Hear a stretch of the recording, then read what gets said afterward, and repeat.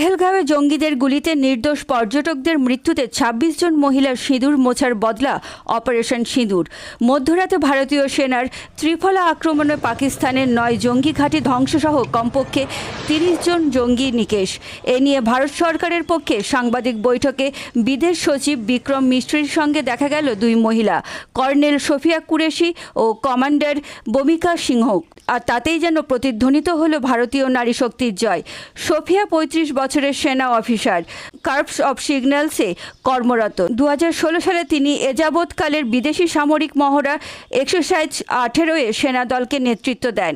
আর বমিকা সিং নামেই রয়েছে আকাশ। তার ঝুলিতে ২০২০ সালে অরুণাচল প্রদেশ উদ্ধার অভিযানে গুরুত্বপূর্ণ ভূমিকা রয়েছে।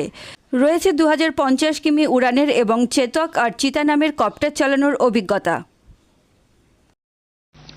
Joining me for this briefing on our actions earlier this morning are Colonel Sophia Qureshi and Wing Commander Vyomika Singh. I will request them to share some details regarding Operation Sindoor with all of you.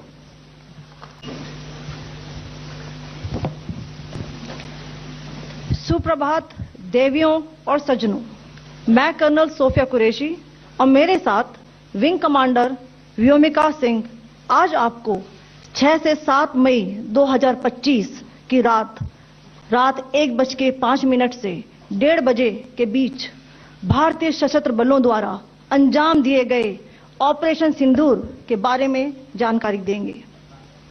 Operation सिंदूर 22 अप्रैल को पहलगाम में हुए विभत्स आतंकवादी हमले के शिकार मासूम नागरिकों व उनके परिवारों को न्याय देने के लिए लॉन्च किया गया था। इस कार्रवाई में 9 टेररिस्ट कैंप्स को टारगेट किया गया और पूरी तरह से इसे बर्बाद किया गया। पाकिस्तान में पिछले 3 दशकों से टेरर इंफ्रास्ट्रक्चर का निर्माण हो रहा है। इसमें recruitment, indoctrination centres, training areas व लॉन्च पैड शामिल थे, जो पाकिस्तान और पाक अधिकृत जम्मू कश्मीर POJK दोनों में फैले हैं। Was launched by Indian Armed Forces to deliver justice to the victims of Pahalgam terror attack and their families. 9 terrorist camps were targeted and successfully destroyed. Over the last 3 decades, Pakistan has systematically built terror infrastructure.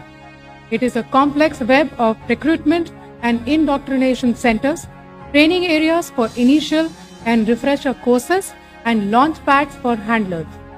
These camps are located both in Pakistan as well as Pakistan occupied Jammu and Kashmir areas. Some of the well-known training camps are located, as you can see on the screen. के आधार पर हुआ ताकि आतंक गतिविधियों की रीढ़ तोड़ी जा सके, और यह खास ध्यान दिया गया कि निर्दोष नागरिकों और सिविलियन इंस्टॉलेशन को नुकसान न पहुंचे। For Operation Sindoor was based on credible intelligence inputs and role of these facilities in perpetrating the terror activities. The locations were so selected to avoid damage to civilian infrastructures and loss of any civilian lives. This was done with due diligence, and the camps selected for targeting and their engagement will now be shown to you one by one. POJK के targets मैं आपको बताना चाहूंगी। सबसे पहले सवाई नाला camp Muzaffarabad, जो कि POJK के लाइन ऑफ कंट्रोल से 30 किलोमीटर दूर है।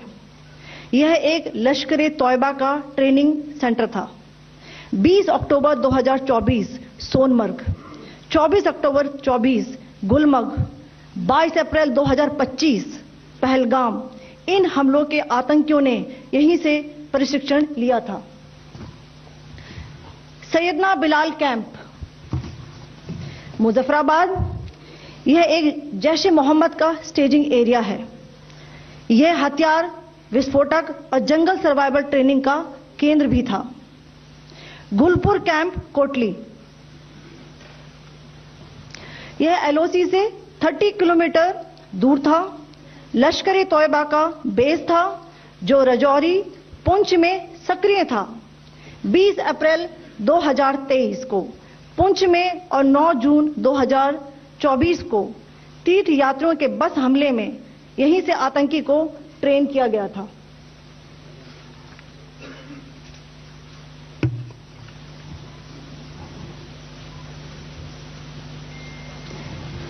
बरनाला कैंप भिंबर, ये एलओसी से 9 किलोमीटर दूर है। यहां पर हथियार हैंडलिंग, आईईडी व जंगल सर्वाइवल का प्रशिक्षण केंद्र था। अब्बास कैंप कोटली,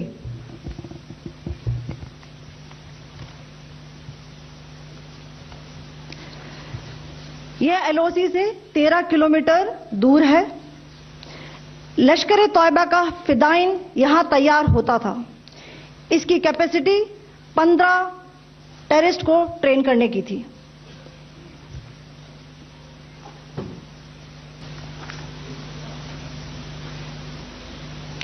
अब मैं पाकिस्तान के अंदर के टारगेट से अवगत कराना चाहूंगी। पहला, सर्जल कैंप सियालकोट, यह अंतर्राष्ट्रीय सीमा से 6 किलोमीटर की दूरी पर है, सांबा कठुआ के सामने।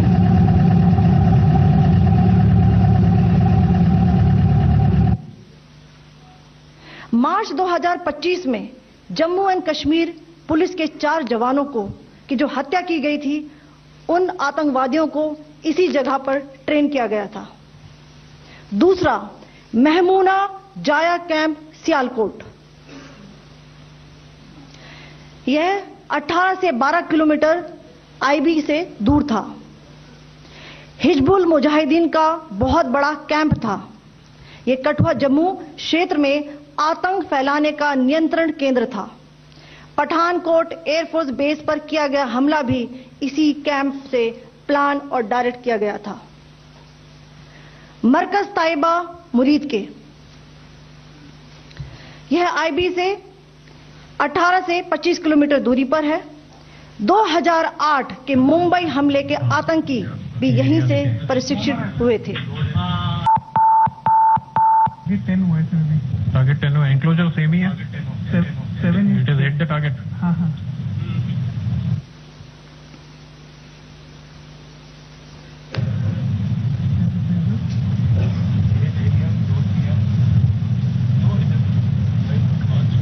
आ गया सर।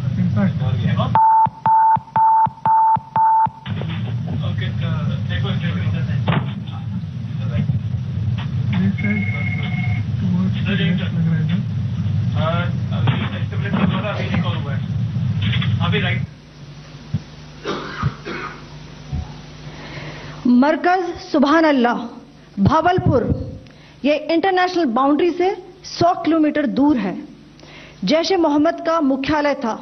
यहां पर रिक्रूटमेंट, ट्रेनिंग व इंडॉक्ट्रिनेशन का केंद्र भी था। शीर्ष आतंकी अक्सर यहां आते थे।